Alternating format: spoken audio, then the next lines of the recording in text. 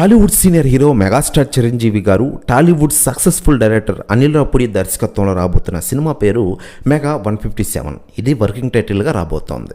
ఇప్పటికీ ఈ సినిమా పూజ కార్యక్రమాలను ఇటీవలే హైదరాబాద్లో గ్రాండ్గా నిర్వహించారు. ఇక అప్పటి నుంచి ఈ సినిమాపై అంచనాలు మామూలు రేంజ్లో లేవు. ఒక Tollywood senior hero Tollywood successful director combination కావడంతో ఈ సినిమాపై అంచనాలు మామూలు రేంజ్లో లేవు.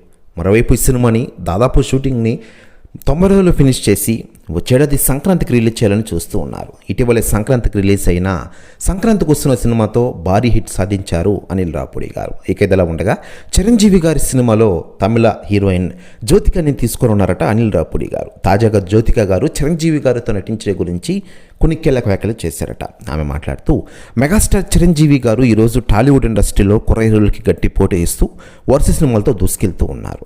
ఆయన లేటెస్ట్ మూవీ మెగా 157 సినిమాలో నన్ను సంప్రదించారు.